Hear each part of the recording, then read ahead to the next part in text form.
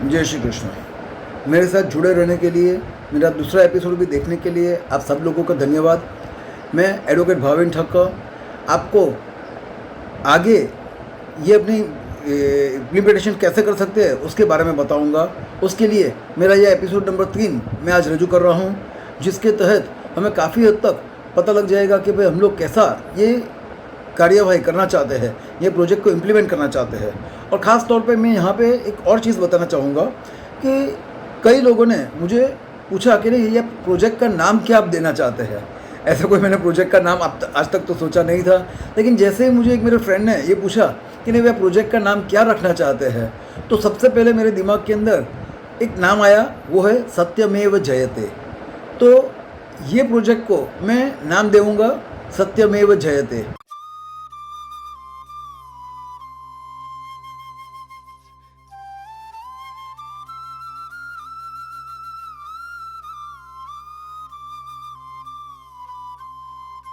में अभी हम लोग देखें कि जब केसेस जो होता है तो केस एक स्टेज के अंदर ख़त्म नहीं होता। जैसे मैंने आपको पहले बताया कि एक केस के अंदर ख़त्म नहीं होता, उसके अंदर बार बार जज को एक छोटी छोटी एप्लीकेशंस के ऊपर भी ऑर्डर करना होता है, और पूरी चीज़ को कंप्लीट करने के लिए, जजमेंट तक ले जाने के लिए, पूरे केस को दोनों साइड से क्लोजिंग कोशिश आए तब तक उस वहाँ तक पहुँचाने के लिए, और दलीलें हो जाए उसके बाद फिर दलीलों के बाद उसको फाइनल ऑर्डर तक पहुँचाने के लिए वही प्रोसीजर के अंदर काफ़ी हद तक टाइम निकल जाता है। तो ये छोटे छोटे जो प्रोसीजर्स होते हैं, जहाँ पे कोर्ट में मान लो अगर किसी को अपना जवाब देना हो तो एक एप्लीकेशन दिया कि नहीं सर मुझे अभी मुद्दत चाहिए,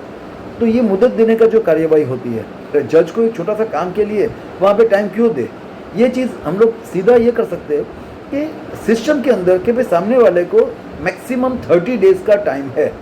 कि 30 डेज़ के अंदर उसको वहाँ पे जवाब देना है। माने सिस्टम ही उसको, जैसे ही केस दाखिल होता है तो सिस्टम अपने आप ही उसकी डेट निकाल के दे देगी कि मैक्सिमम इतने दिन के अंदर आपको कोर्ट के अंदर हाजिर होना है। That is the maximum time, minimum time नहीं है। मान लो अगर किसी के पास अगर मुझे कोई नोटिस मिली है, अगर मैं वेरी नेक्स्ट डे अगर मैं वहाँ पे हाजिर हो जाता हूँ, मैं अपना जवाब फाइल करता हूँ, तो मुझे भी एक स्टार या एक पॉइंट गिना जाएगा कि नहीं भाई ये एडवोकेट है या ये पार्टी है, वो कोर्ट के पास स्पीडी काम करवाने के लिए सामने से आई हुई है, तो he is a good person, तो उसके लिए एक पॉइंट वहाँ पे गिना जाएगा। तो लोगों को एक बार वो स्टार मिले या पॉइंट मिले, तो जैसे छोटे बच्चे को कुछ अच्छा करते हैं तो जैसे स्टार दिया जाता है और वो खुश होकर घर पे आके बताते हैं कि पापा पापा देखिए मुझे यहाँ पे स्टार मिला, स्कूल के अंदर मैंने ये अच्छा काम किया तो मुझे स्टार मिला। तो वैसे ही ये सेम मेंटालिटी होल वर्ल्ड के ऊपर अप्लाई होती है। जहाँ पे भी किसी ने अच्छा काम किया और अगर अप्रिशिएशन के तौर पर उसको ऐसा स्टार या ऐसा कोई भी पॉइंट एक गिना जाता है, तो वो उसको एक फ़ायदा दिखता है, उसको लगता है कि नहीं भाई मैं ऐसा काम करता रहूँ, उसका एक प्रलोभन होता है कि मैं ऐसे चार्ज ज़्यादा कलेक्ट करूँ। तो ये तहत वो खुद भी ये काम करेगा कि नहीं भाई जितना हो सके उतना जल्दी करें। ऐसे ही मान लो अगर वो एडवोकेट के थ्रू करता है और एडवोकेट अगर वहाँ पे 30 डेज़ के अंदर अंदर अगर वो वहाँ पे फाइल कर लेता है अपना जवाब या कुछ भी, तो एक स्टार वो एडवोकेट को भी देना चाहिए, क्योंकि एडवोकेट्स ज़्यादातर केसेस लिंगर करने के लिए जाने जाते हैं। उसकी जगह अगर ये एडवोकेट ने अगर वहाँ पर जल्दी किया तो उसका एक स्टार ज़्यादा बढ़ जाएगा, तो उसका एक मान्यता कोर्ट के द्वारा भी हम लोग बता सकते हैं कि नहीं भाई ये he is a good advocate, जो कोर्ट को जस्टिस दिलाने के लिए फ़ायदा करता है या हेल्प आउट करता है, तो वो उसके लिए फ़ायदा दिखा जाएगा और गिना जाएगा। अभी 30 डेज़ के अंदर माने उसके बाद उसको वो एप्लीकेशन देना ही नहीं होता, उसकी स्टेज अपने आप ही बंद हो जाएगा। तो कोर्टों को बीच बीच में हर एक बार जो एप्लीकेशन आती है कि नहीं भाई साहब मुझे यहाँ पे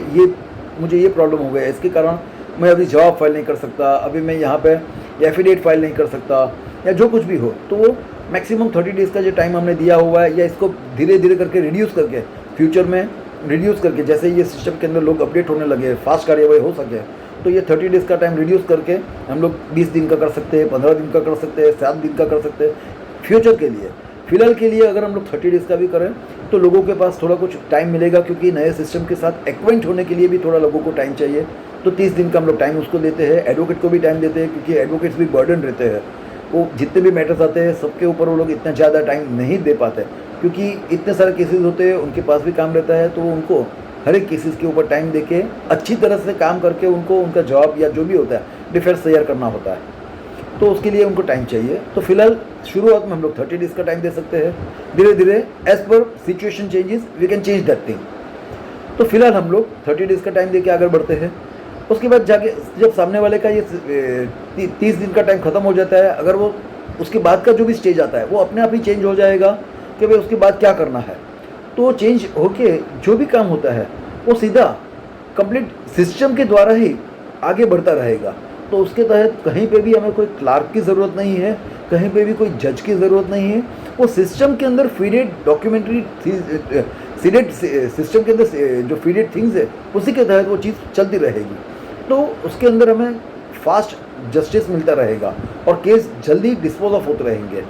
अभी यहाँ पे ये पूरा दोनों साइड की डॉक्यूमेंट्री एविडेंसेस आ गए, सब कुछ आ गए। उसके बाद मान लो अगर जब कभी हमें एक बार दोनों पक्षों के एविडेंस लीड करने हैं, तो जैसे मैंने अभी आपको पहले बताया था कोर्ट कंप्यूटर सेंटर के अंदर मैंने जो बताया था, तो कोर्ट कंप्यूटर सेंटर एक ऐसा मैं बनाना चाहता हूँ कि वहाँ पे एक ATM जैसा एक कंप्यूटर वहाँ पे लगे, कि जहाँ पे कंप्यूटर हो, जैसा हम लोग रेगुलर कंप्यूटर्स होता है वैसा ही है, लेकिन वहाँ पे एक ATM जैसा, माने कि एक वो जगह के अंदर सिर्फ एक ही पक्षकार वहाँ पे दाखिल हो पाए। क्योंकि कोर्ट के अंदर जब कभी किसी की जुबानी होती है तो बाकी लोगों को कंपलसरी बाहर बैठना पड़ता है, जो वो केस के साथ जो लगे हुए हैं उनको, बाकी के लोगों को बाहर बैठना होता है। तो ये चीज़ मैंने यहाँ पे अपने सिस्टम के अंदर मैंने वही चीज़ मैंने इम्प्लीमेंट की हुई है कि जो आदमी को वहाँ पे अपनी जुबानी देनी हो या क्रॉस एग्जामिनेशन फेस करना हो या जो कुछ भी हो, डायरेक्टली उसको कोर्ट को फेस करना है, तो वहाँ पे उस वक्त वो कंप्यूटर सेंटर के अंदर उसको आना है। तो वहाँ पे जो कोर्ट का जो भी बंदा वहाँ पे रहेगा वो उसको वेरीफाई करेगा कि हाँ भाई ये आदमी है, उसको यहाँ पे अपनी ये चीज़ देने के लिए वो आया हुआ है। वहाँ पे वो बैठेगा कोर्ट कंप्यूटर सेंटर पे, उसको वहाँ पे अगर ज़रूरत पड़ी, अगर नए है तो उसको सिस्टम समझानी पड़ती है। वहाँ पे कैमरा के सामने वो बैठेगा, वो अपने सिस्टम के सामने वो बैठेगा और वहाँ पे अपनी जुबानी देगा। जुबानी के बाद में सामने वाले एडवोकेट को मैक्सिमम टू मैक्सिमम 7 दिन का टाइम दिया जाता है। 7 दिन के अंदर उसको उसकी क्रॉस एग्जामिनेशन वो बोले वो टाइम उसको तय करना है पहले से एडवोकेट को। वो टाइम सामने वाले के साथ कंफर्म करके आमने सामने लोगों के साथ माने तुरंत ही वो एक बार 7 दिन के अंदर उसको माने एडवोकेट को 7 दिन का मैक्सिमम टाइम दिया जाता है कि उसको उसकी क्रॉस करनी है, मैक्सिमम 7 डेज़ का टाइम। तो 7 डेज़ के अंदर उसको एडवोकेट को अपना टाइम सेट कर देना है और बता देना है कि नहीं भाई ये टाइम पे मैं ये पार्टी की मैं क्रॉस एग्जामिनेशन करूँगा। अभी वो आदमी को वापस वो एडवोकेट के ऑफिस तक जाने की ज़रूरत नहीं है, तो उसको सीधा जाना है कोर्ट कंप्यूटर सेंटर पे ही, जहाँ पे वो अकेला वहाँ पे बैठेगा। उसको और किसी की भी फैसिलिटी वहाँ पे नहीं मिल जाएगी, कोई उसको हिंट करने के लिए नहीं मिलेगा। माने वो ATM सेंटर जैसी एक सिंगल यूनिट वाली जगह पे वो बैठेगा, जहाँ पे वो अकेला अपना क्रॉस एग्जामिनेशन फेस करेगा। तो क्रॉस एग्जामिनेशन जब वो फेस करता है, जो भी उसका डिफेंस लॉयर है वो अपनी ऑफिस से उसका एग्जामिनेशन लेगा, क्रॉस एग्जामिनेशन लेगा, और वहाँ से वो आदमी क्रॉस एग्जामिनेशन का कोर्ट कंप्यूटर सेंटर से अपना जवाब देगा। अब ये कोर्ट कंप्यूटर सेंटर ऐसा ज़रूरी नहीं है कि मैं अगर केस सूरत में है तो सामने वाला मेरा क्लाइंट जो भी है वो सूरत के अंदर ही बैठ के उसका जवाब दे, क्रॉस एग्जामिनेशन फेस करे। उसको उस दिन कोई काम के कारण अगर उसको मद्रास जाना पड़े, अगर उसको दिल्ली जाना पड़े, अगर उसको कोयम्बटूर जाना पड़े, तो कहीं पे भी वो बैठा हो, वहाँ के कोर्ट कंप्यूटर सेंटर पे वो बैठ के अपनी वहाँ से भी वो अपना क्रॉस एग्जामिनेशन फेस कर सकता है। माने अगर वो घूमने भी गया हो और अगर वो शिमला हो, कुल्लू मनाली हो, कहीं पे भी हो, तो वहाँ पे भी कोर्ट कंप्यूटर सेंटर पे वो जो डिज़ायर्ड टाइम है वो टाइम पे उसको वहाँ पे पहुँचना है और वहाँ पे पहुँच के अपना क्रॉस एग्जामिनेशन फेस करना है। तो इसका फ़ायदा ये रहेगा कि सिर्फ 1, 1.5, 2 घंटे का जो भी क्रॉस एग्जामिनेशन होता है, तो उसके सामने पार्टी को पूरे टाइम कोर्ट के अंदर सुबह से लेकर शाम तक बैठने की ज़रूरत नहीं पड़ेगी। एडवोकेट ने ऑलरेडी टाइम उसको दे दिया हुआ है और ये टाइम वो 24 घंटे में से कोई भी टाइम दे सकता है। ऐसा ज़रूरी नहीं है कि उसको सुबह टाइम मैंने जो 11 से लेके शाम को 5, सवा 5 बजे तक का जो कोर्ट का टाइमिंग देता है वही टाइम दे। एडवोकेट को लगे कि मुझे शाम को 8 बजे भी उसको बुलाना है, तो मैंने जो सुबह 8 से लेकर रात को 8-9 बजे तक के टाइम जो जनरली वर्किंग आवर्स रहते हैं लोगों के, वो टाइमिंग्स के अंदर दोनों को मैंने सामने वाली पार्टी को भी अगर वो एडजस्ट होता है तो वो पार्टी के साथ तहत करके फाइनल करके वो टाइम उसके साथ सेट करके वो फाइनल करके वहीं पे वही टाइम के ऊपर उसकी क्रॉस एग्जामिनेशन दी जाती है। तो that is a good thing कि नहीं भाई दोनों पार्टीज़ को किसी को भी टाइम वेस्ट नहीं होता। कई बार ये होता है कि नहीं भाई एडवोकेट क्रॉस एग्जामिनेशन लेने के लिए एट प्रेजेंट सिचुएशन में ऐसा होता है कि नहीं भाई एडवोकेट को क्रॉस एग्जामिनेशन लेना भी है, कोर्ट के अंदर वो बैठे भी है, लेकिन सामने किसी और पार्टी का केस चल रहा है और वो तकरीबन 4 घंटे 5 घंटे चल रहा है, उसके भी साक्षी एक के बाद एक साक्षी आते रहते हैं। तो वो एडवोकेट खुद वहाँ पे अपना केस चलाना चाहता है, फिर भी उसको सिर्फ वहाँ पे बैठे रहना पड़ता है, और शाम को 5 बजे के बाद उसको कोर्ट के पास से सिर्फ डेट लेके निकलना पड़ता है,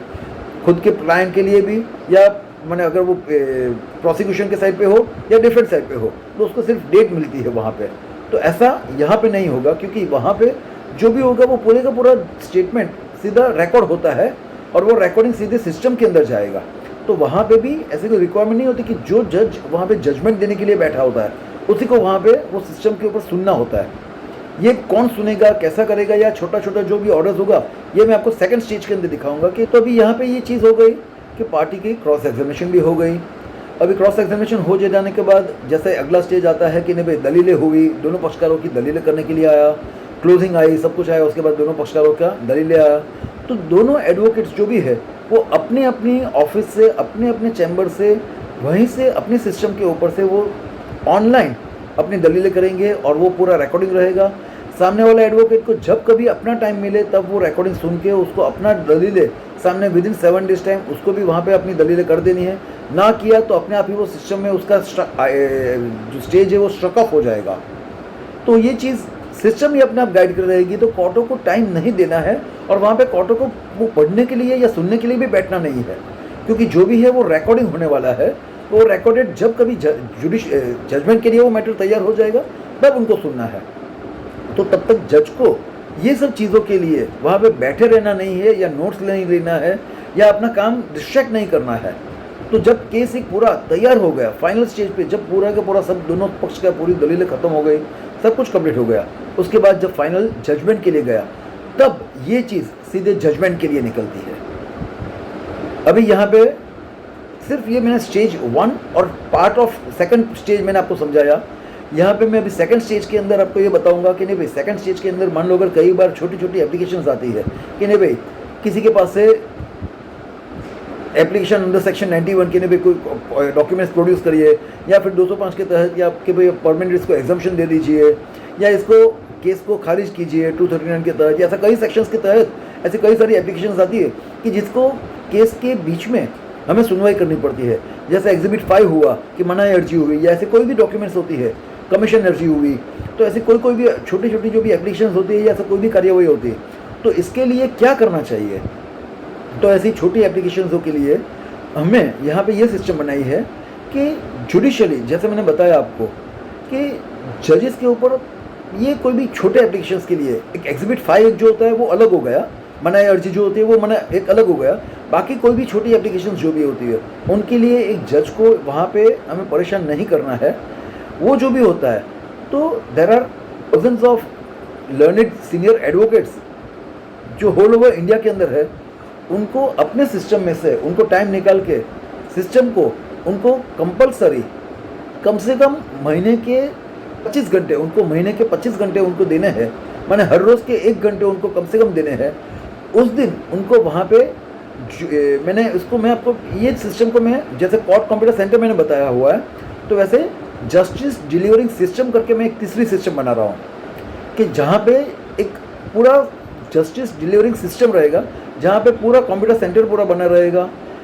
वहाँ पे किसी के भी मोबाइल्स अलाउड नहीं रहेंगे, वहाँ पे जैमर्स रहेंगे, किसी के भी कोई फ़ोन्स वहाँ पे नहीं आ पाएंगे, या कहीं से भी कोई अंदर गए उसके बाद कोई बाहर बात नहीं कर पाएंगे। तो वहाँ पे सीनियर एडवोकेट्स हो या वहाँ के वो सिटी के कोई भी जजेस हो, वो सबको वहाँ पे जस्टिस डिलीवरिंग सेंटर के ऊपर जाके वहाँ पे जो है वहाँ पे उनको जजमेंट देना है। वो जस्टिस डिलीवरिंग सेंटर के ऊपर अभी मैं पहले आपको ये बताऊंगा कि नहीं भाई जो एडवोकेट्स है उनको जो कंपलसरी 25 आवर्स मैंने आपको बताया कि महीने के 20 कंपलसरी इतने देने ही है 25 आवर्स। उसके सामने कोर्ट उनको एक नॉमिनल रेम्यूनरेशन भी पे कर सकती है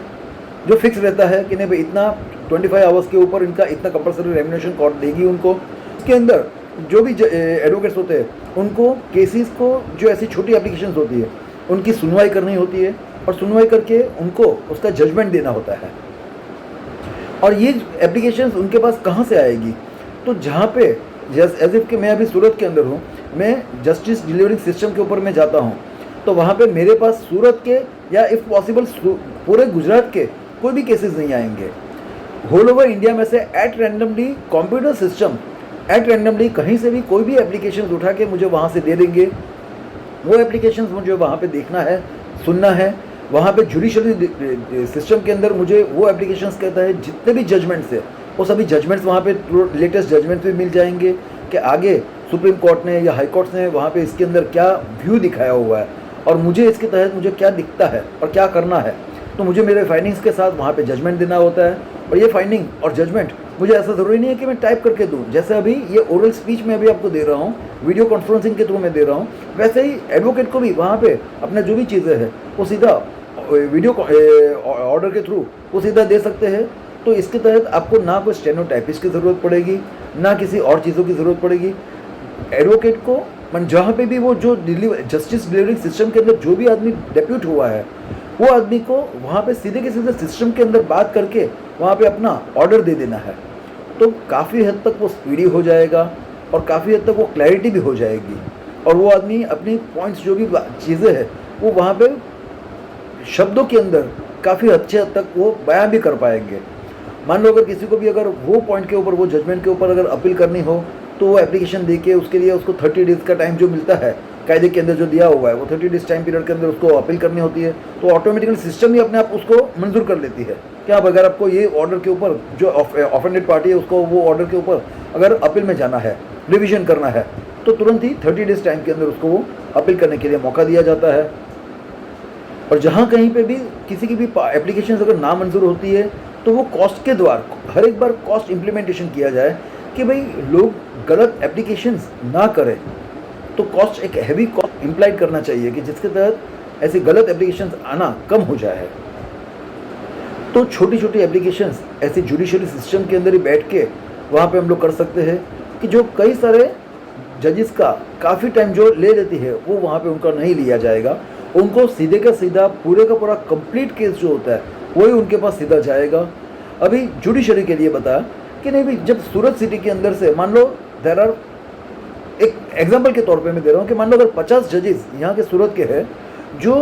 जुडिशियल के साथ कनेक्टेड है, उनको सूरत के अंदर तो कभी भी पोस्टिंग नहीं दिया जाता एज पर द सिस्टम, उनको कभी भी सूरत के अंदर पोस्टिंग नहीं दिया जाता, उनको होल ओवर गुजरात के अंदर या जैसे जैसे फिर उनकी प्रमोशन होती है तो इंडिया के अंदर उनको फिर ट्रांसफ़र किए जाते हैं। तो ये जज को भी अपने फैमिली के साथ,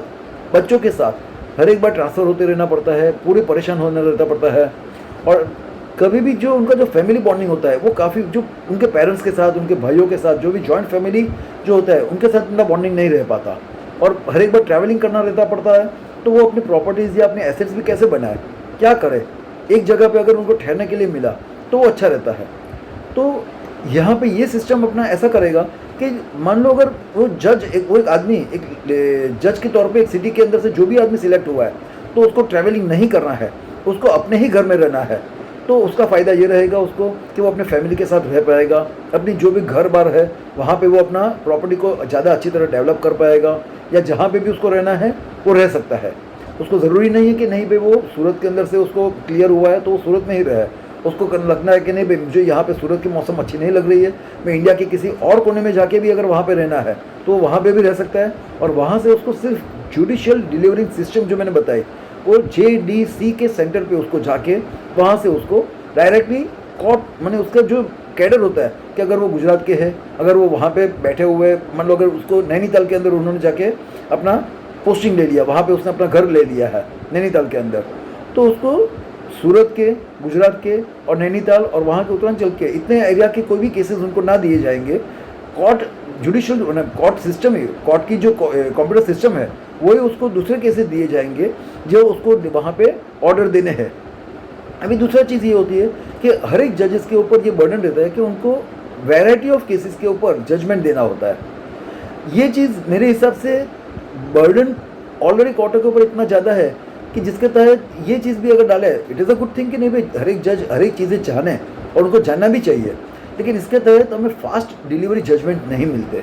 इससे अच्छा मान लो अगर किसी जज का अगर पकड़ ज़्यादा अच्छी कोई MSCP केस के अंदर है, किसी का अगर 138 के केस के अंदर है, किसी का अगर कॉमर्शियल सूट्स के अंदर है, किसी का कोई मनी सूट्स के अंदर है, किसी का कोई 125 केसेस के अंदर है, किसी का कोई HMP के अंदर है, माने जिसके अंदर स्पेशलिटी हो या जिसका कोई लगाव ज़्यादा हो, तो वो सिर्फ और सिर्फ अगर वही केस भी अगर मांगे तो सिस्टम को सिर्फ वही केस उसको देने हैं। लेकिन वो जज अपने पार्टीज का नाम सिलेक्ट करके या केस नंबर सिलेक्ट करके वो नहीं मिल पाएगा उसको। माने वो सिर्फ वहाँ पे इतना कह सकता है कि मुझे ये वाले केस आप दीजिए, तो होल ओवर इंडिया में से उसको ऐसे कोई भी केस दिया जाएगा, उसके पास ऐसे केसेस मिलते रहेंगे, उसको वो केस जितने उसकी लेंथ है, मान लो वो केस का पूरा लेंथ अगर एक बार गिने हम लोग, तो लेट अस प्रिज्यूम कि एक केस की लेंथ हुई 6 घंटे की, तो 6 घंटे का केस वो एक बार पूरे का पूरा सुनेगा। सुनने के बाद उसके लिए उसको ऑर्डर करने के लिए और 2 घंटे का टाइम दिया जाएगा, माने तकरीबन 8 घंटे का टाइम दिया जाएगा। 8 घंटे के टाइम के अंदर वो जज को कंपलसरी उसका जजमेंट वहीं पे जुडिशली डिलीवरिंग सिस्टम के अंदर से उसको वो ऑर्डर दे देना है। माने उसके पास अगर वहाँ पे उसके पास टाइम कम है, वो उस दिन अगर सिर्फ 8 घंटे ही काम करना चाहता है, तो ऐसे ही केसेस वो वहाँ पे अपना फीड करेगा, तो उसको ऐसे ही केस डायरेक्ट होंगे कि जिसके अंदर उसको सिर्फ 4 या 6 घंटे का ही केसेस मिलेंगे, जिसके ऊपर वो 2 घंटे टाइम सोचने के लिए और लिखने के लिए या ऑर्डर देने के लिए उसके पास टाइम रहेगा, जहाँ पे वो ऑर्डर दे पाएंगे। तो केस जब उन्होंने सुनवाई की तो ऐसा करना नहीं है कि नहीं भाई एक बार सुनी और उसके बाद जब उनको मर्जी आए तब उनको वो ऑर्डर लिखाना है, वो हफ्ते के बाद लिखे या महीने के बाद लिखे, ऐसा नहीं होगा ये सिस्टम के अंदर। उनको जब कभी किसी ने भी सुना हुआ है तो वो जो भी केस उन्होंने सुना हुआ है, तो वो केस में से वो JDC में से वो जज तभी बाहर निकल पाएंगे जब उन्होंने वो केस जो सुनवाई की उसका जजमेंट वो दे दे, उसके बाद ही वो बाहर निकल पाएंगे। तब तक उनको किसी को भी फ़ोन करने की मंजूरी नहीं मिलेगी, कोई भी उनके पास अंदर और जा नहीं पाएगा। JDC के उनके खुद के डिपार्टमेंट के कुछ गिने चुने लोगों को जो एकदम स्ट्रिक्ट, उनके पास भी फ़ोन्स नहीं रहेंगे, कुछ भी नहीं रहेंगे, सिर्फ गिने चुने लोग, उनको जो भी कोई सर्विंग करना हो, इतना घंटे बैठेंगे तो नेचुरली उनको कोई ना कोई चीज़ें उनको चाहिए, पानी चाहिए, चाय नाश्ता चाहिए, खाना चाहिए, तो वो सब चीज़ें सर्व करने के लिए ही उनके पास जाए, सिर्फ इतना ही लोग उनके पास जा सके। और बाहर के कोई भी आदमी जस्टिस डिलीवरिंग सिस्टम के अंदर जा नहीं पाएंगे और वहाँ पे किसी का भी फ़ोन या कोई भी चीज़ लग नहीं पाएगी। माने वहाँ पे वो आदमी जो भी होगा वो टोटली आइसोलेटेड हो जाएगा, और आइसोलेटेड का फ़ायदा ये रहेगा कि वो कहीं से भी करप्शन नहीं हो पाएगा और 100% केस के ऊपर ही उसको अटेंशन देके अपने टाइम लिमिट के अंदर उसको वहाँ पे जजमेंट देना है, तो अटेंशन ज़्यादा देगा वो, और वहाँ से जल्दी वो जजमेंट दे देगा, और उसके बाद ही अगर उसको बाहर निकलना है तो वो निकल पाएंगे। तो होता है कि जब कोई केस बड़े हो, लंबे केसेस हो, मान लो अगर उसकी सुनवाई लंबी हुई हो और उसके अंदर 24 घंटे हो या 36 घंटे के वो केस हो, तो 36 घंटे का केस सुनवाई करने के लिए वो जज को compulsory JDC justice delivering system के अंदर ही उनको रहना है, जस्टिस डिलीवरिंग सेंटर के अंदर ही उनको रहना है। और जस्टिस डिलीवरिंग सेंटर के अंदर उनको वो पूरी फैसिलिटी उनको रहनी चाहिए, जैसे कि वो घर पे रह सके, उनको पूरे रहने के लिए फैसिलिटीज़ मिलनी चाहिए। लेकिन वो घर के बाहर, अरे JDC के बाहर वो नहीं निकल पाएंगे, क्योंकि एक आदमी को फिजिकली आराम करने की भी ज़रूरत होती है, तो वो चीज़ें एडअप करके उनको इतना ज़्यादा टाइम उनको दिया जाएगा। तो 36 घंटे का जो भी केस होगा वो भी उनको पूरी सुनवाई करके उसके बाद उनकी पूरे के पूरी उनको सोने का, खाने पीने का टाइम लेस कर एडअप करके और उनका पूरा सोचने के लिए भी टाइम एडअप करके एक सिस्टम ऐसी बनाई जाएगी कि नहीं भाई उनको वहीं पे बैठे ही वहीं पे JDC के अंदर ही उनको वो जजमेंट देना है। तो ऐसा कोई भी काम ही नहीं रहेगा कि जहाँ पे जज को वो पेंडिंग रख पाए। माने कितने भी बड़े जजमेंट्स क्यों ना हो, कितने भी लंबे जजमेंट्स क्यों ना, लंबे केसेस क्यों ना हो, JDC के अंदर वो जज के पास जब वो केस गया तो उसको वो कंपलसरी वो जजमेंट उसको देना ही है, माने पेंडिंग नहीं रख सकते। मान लो अगर किसी के अंदर फुल बेंच जजमेंट देना है, या 2 जजेस का या 3 जजेस का या 4 जजेस का या 5 जजेस का, जो भी हमें जजमेंट्स आते हैं, तो जॉइंट जजमेंट्स जो भी देना आता है, तो उसमें भी हर एक जजेस के साथ एक साथ में ही वो मैटर जाएगा। जॉइंट जजेस के पास भी वो एक साथ मैटर जाएगा। सब लोग अपने अपने सेंटर्स के अंदर बैठे हुए हैं, सब लोग अपनी अपनी ऑफिस के अंदर बैठे हुए हैं, किसी को पता नहीं है कि नहीं भाई और कौन उसके साथ में जुडिशरी के अंदर ये जजमेंट उसके ऊपर ऑर्डर देने वाले हैं। तो वो जो भी 4 जज हो या 5 जज हो, सबका फुल बेंच जजमेंट के अंदर जो भी होगा तो सबका जजमेंट अपने ऊपर आएगा, अपने हिसाब से वो लोग देंगे, और फिर फाइनली जो भी होगा सबका मिला के फिर मेजोरिटी के हिसाब से फिर जो आएगा वो जजमेंट गिना जाएगा। माने फुल बेंच जजमेंट के अंदर भी हम लोग यही चीज़ इम्प्लीमेंट कर सकते हैं। ऐसा ज़रूरी नहीं है कि ये सिर्फ ट्रायल कोर्ट के लिए ही कर सके, ये अपीलेंट कोर्ट्स के ऊपर भी इम्प्लीमेंट कर सकते हैं। यही चीज़ हर एक जगह पे इम्प्लीमेंट कर सकते हैं।